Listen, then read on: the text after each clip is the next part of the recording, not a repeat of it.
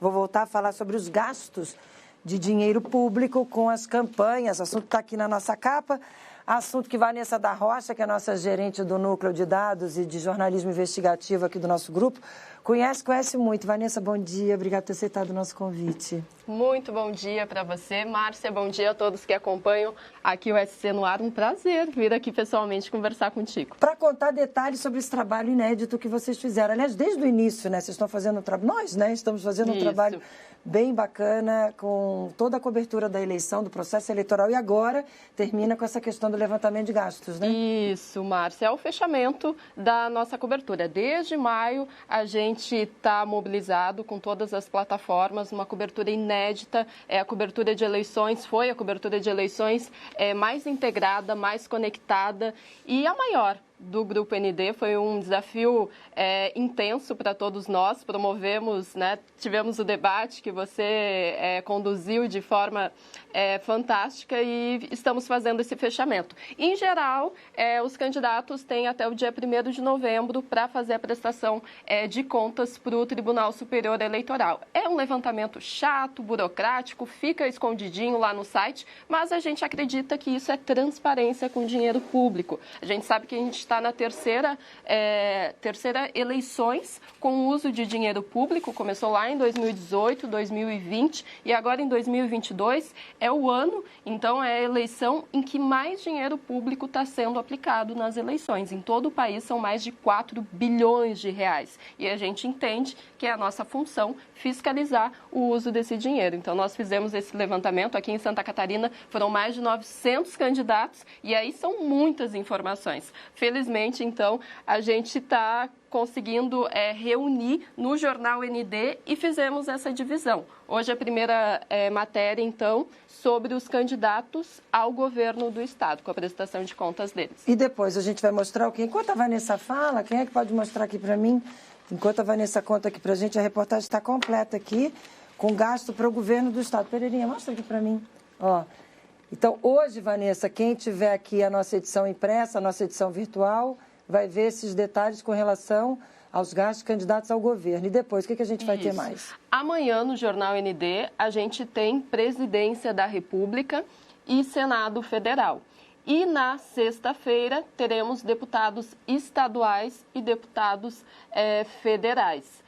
Hoje, então, o nosso destaque é em relação ao governo do Estado. Tivemos agora, dia 31 de outubro, o segundo turno com a eleição de Jorginho Melo. Jorginho Melo, que entre os 8 candidatos que têm representatividade no Congresso Federal, teve a campanha mais cara. A gente até preparou umas telas para verificar e fazer esse comparativo, né? Pra gente ter essa... Vamos colocar na tela, por favor, produção. Tá aí, ó. Esse Jorginho Melo, então, ele lidera o ranking, Jorginho Melo do PL, mais de 10 milhões, e a campanha mais barata de Odair Tramontim, que não utilizou recurso público. Em geral, todos os candidatos utilizaram recurso público, apenas Odair Tramontim, que abriu mão, e também Jorge Boeira, que utilizou recursos próprios. Somando todos, foram 34 milhões de reais. Tá, e me chama a atenção, porque no nosso editorial de hoje, editorial é a opinião do nosso Grupo ND. Aí aqui na página 10, o nosso editorial diz assim, Pereirinha, mostra aqui para mim, por favor. Dinheiro público, transparência pública. Aí em aspas diz assim, levantamento inédito, exclusivo do Grupo ND, detalha a aplicação dos recursos públicos das campanhas dos candidatos no Estado. E aí me chamou muita atenção uma das últimas frases aqui, o penúltimo parágrafo, onde eu botei essa bolinha aí mesmo. O dinheiro público é distribuído entre os partidos, que repassam quantias aos candidatos. Há a opção de economizar a verba e devolvê-la aos cofres públicos. Entretanto, a soma das devoluções dos 8 candidatos é de apenas R$ 5.700.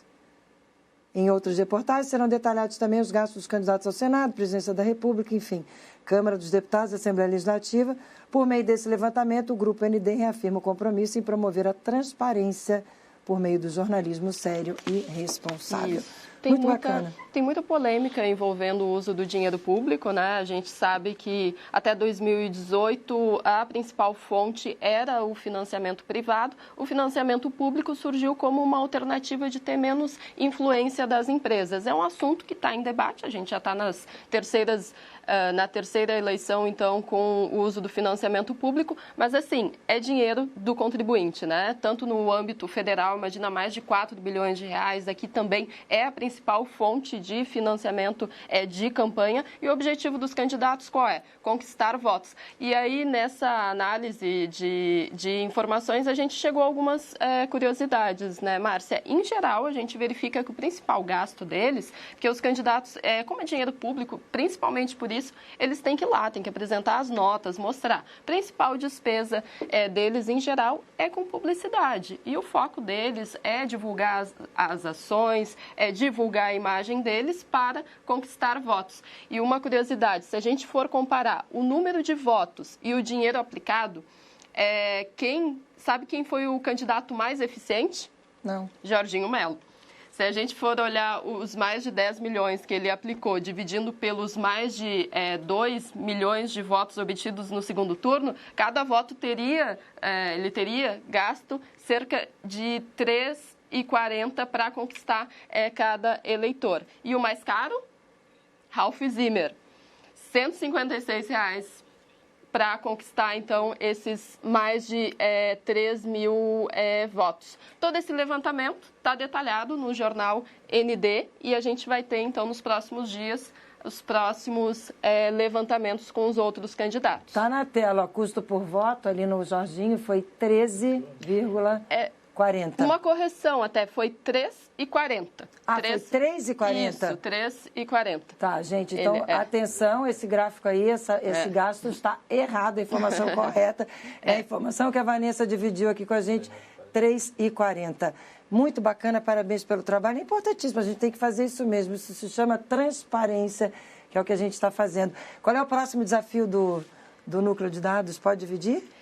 Qual é o próximo desafio? A gente está envolvido... Bom, a gente está bem focado agora, Márcia, em produzir conteúdo para o jornal ND, porque a gente está se debruçando em cima de números e levantamentos e dados, e felizmente, a gente tem esse espaço, né, que é o nosso jornal aqui de Florianópolis e região, em que a gente consegue esmiuçar os números. Em breve, vai ter um levantamento muito legal, um projeto integrado aqui do Grupo ND, que é o projeto sobre saneamento básico. Nos nossos debates, nas nossas pautas, a gente levantou com bastante intensidade esse assunto e a gente sabe a urgência que é olhar para o saneamento básico. Uma informação bem rapidinha, tá, Márcia? A gente sabe que todos os estados, todos os municípios, todos os órgãos federativos têm até 2030 para se adequar ao novo marco legal do saneamento e fornecer 100% de água tratada, 99% de água tratada e também o saneamento básico. Só que é um grande desafio para os municípios. Então, a gente está fazendo um mapeamento completo e, em breve, a gente vai estar oferecendo isso em todas as nossas plataformas. Importantíssimo. Rapidinho, antes de fechar, me lembro de uma nota que eu li aqui na coluna do Gadotti sobre esse assunto. O prefeito aqui, Topázio, corda esticada. Prefeito Topázio Neto disse ontem que um dos desafios do futuro governo Jorginho Melo abre aspas, fazer a Casan se mexer, fecha aspas. De acordo com o Topázio, a concessionária precisa ser, abre aspas, mais ágil, efetiva e investir mais na cidade. Segundo ele, Florianópolis não pode mais esperar. A questão de saneamento básico é muito séria. E está aí, que bom que a Vanessa está levantando todos esses dados. A gente vai falar e falar muito sobre esse assunto em todas as nossas plataformas, em todos os nossos veículos. Claro, aqui no SC no Ar não vai ser diferente. Obrigada, parabéns mais uma vez pelo trabalho. Obrigada por estar com a gente hoje. Até a próxima. Obrigada, Márcia. Até a próxima. Olha só, gente, vamos falar sobre uma operação que a gente